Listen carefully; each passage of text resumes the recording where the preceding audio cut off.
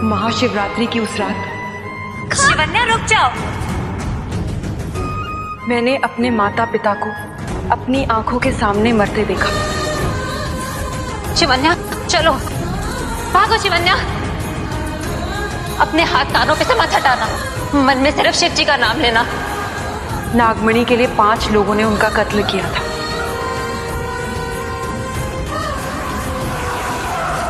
माँ और बाबा को अपने वश में कर लिया।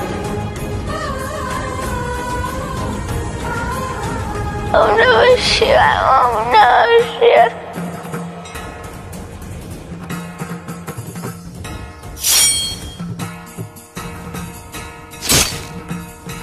ओम नमः शिवाय, ओम नमः शिवाय।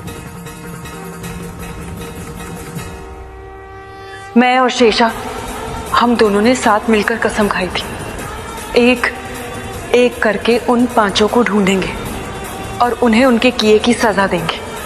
20 साल बीत गए, फिर आखिरकार वो दिन आया जब मैं उनके सबसे करीब पहुंची।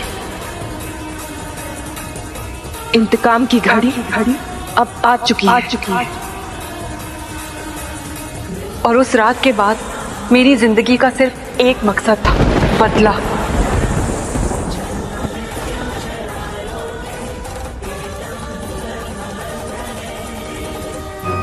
सिकी वो उस परिवार का हिस्सा था, लेकिन उनके जैसा नहीं था। पहले मुझे लगा ये सिर्फ मेरा भ्रम है,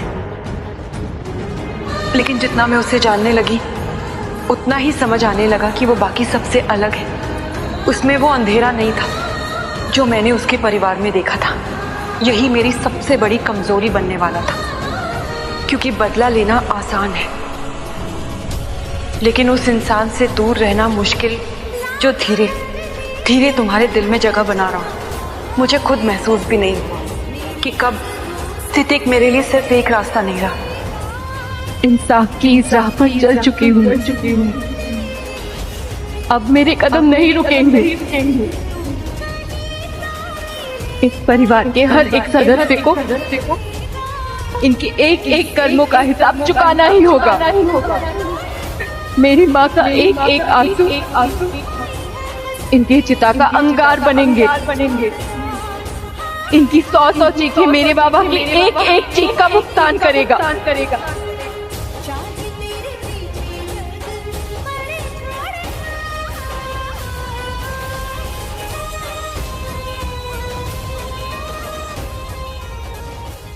हे देवों के देव, शक्तियों के आदि शक्ति, मुझे इतनी शक्ति दीजिए कि मैं उन 5 पापियों का सर्वनाश कर सकूं।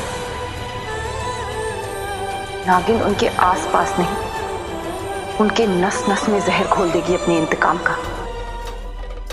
हमने अपने दुश्मनों को खत्म करना शुरू किया। सूरी, तेरी जिंदगी अब खत्म होने वाली है। मैं आ रही हूँ। सूरी मारा गया। भूल गया? इसी जगह, इसी मंदिर में, इसी भगवान के सामने तुझ जैसे शैतान ने कौन सा पाप किया था? देख ले, मैं हूँ नागिन।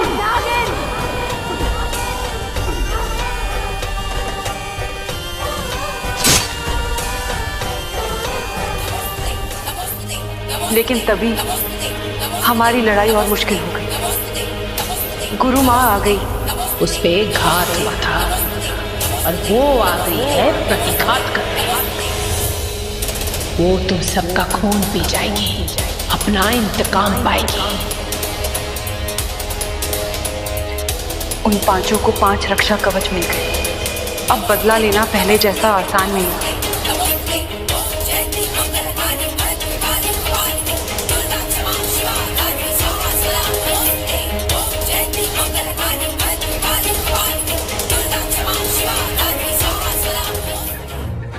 फिर कबीर आया, एक नेवला जो हमारा दुश्मन बन चुका था।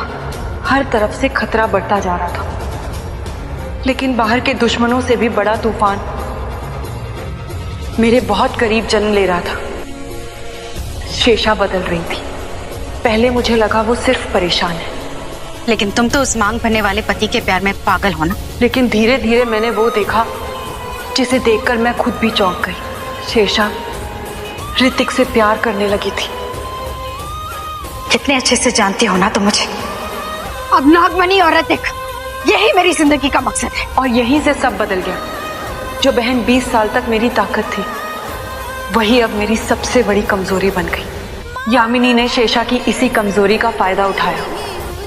क्या तुम नहीं चाहती ऋतिक तुम्हारा हो? और पहली बार शेषा मेरे खिलाफ खड़ी हो गई। उसने मुझे धोखा दिया। उस पल दुश्मनों ने नहीं, मेरी अपनी बहन ने मुझे तोड़ा। लेकिन किस्मत ने एक और मोड़ लिया। ऋतिक को सच पता चल गया। उसे समझ आ गया कि असली राक्षस कौन है, और उसने मेरा साथ चुना। उस दिन पहली बार मैंने बदले से ज्यादा प्यार पर भरोसा किया। मैं और ऋतिक साथ आ गए। हमने मिलकर नागमणि की रक्षा की। यामिनी का अंत हुआ, मेरा बदला पूरा हुआ, और लगा अब सब खत्म हो गया। लेकिन असली जिंदगी शायद तब शुरू हुई। मैं मां बनने वाली थी, शिवांगी आने वाली थी। मैं खुश थी, शायद पहली बार सच में खुश। लेकिन खुशियां मेरी किस्मत में ज्यादा देर टिकती नहीं थी।